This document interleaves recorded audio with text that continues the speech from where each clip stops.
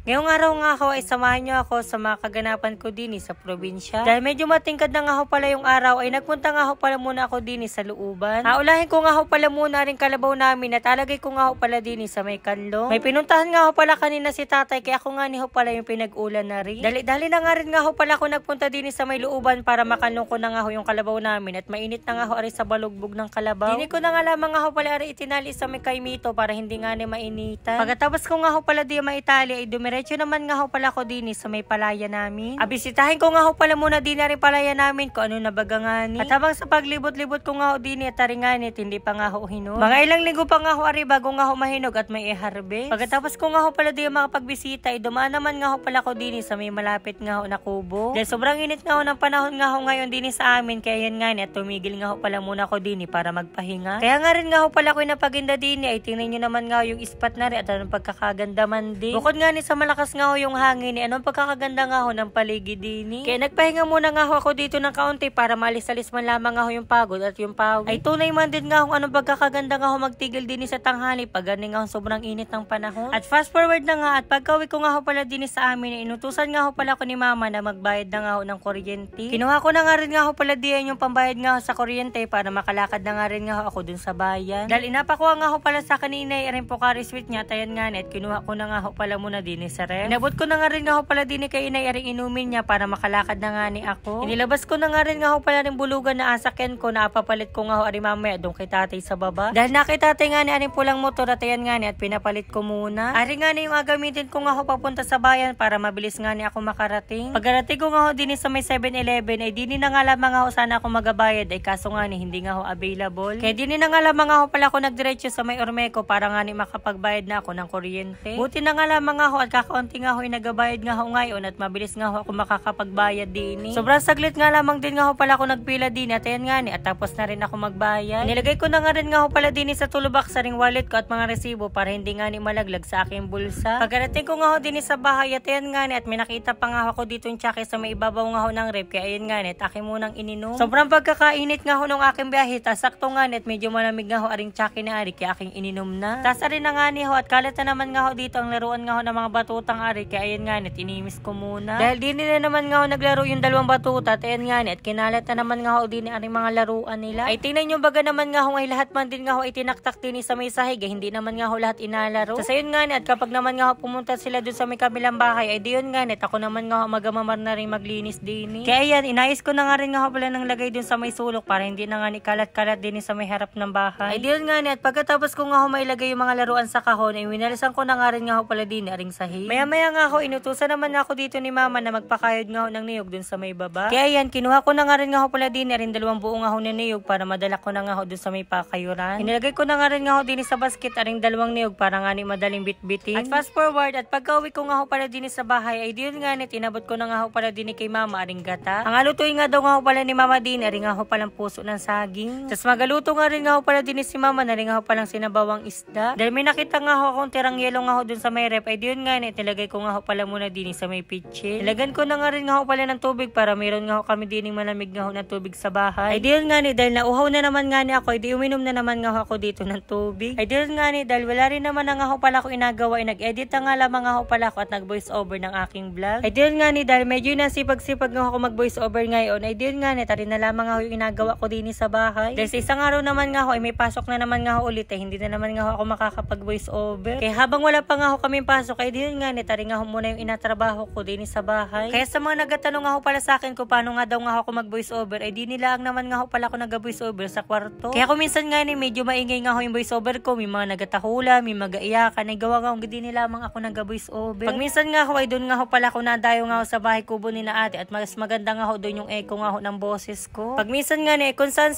lamang din naman nga ho pala ako nag-voice over, pag minsan nga ho doon sa may labas ng bahay namin, sa may kubo, sa may kutse o sa kusina, basta kahit saan ho. Basta sa hindi nga ni ho maingay ay pwede na nga ni ako doon. Dahil mas prepare ko nga ho dito yung boses ko nga ho ngayon din sa kwartong ari. Kaya ayan nga ni, din nga ho pala ako nagdayo. At yun lang naman nga ho pala muna ang ating video ngayon at i-upload ko na nga ho pala muna. Ay siya yun lang naman nga ho pala muna ang ating video ngayon sa isang araw naman nga po pala ulit.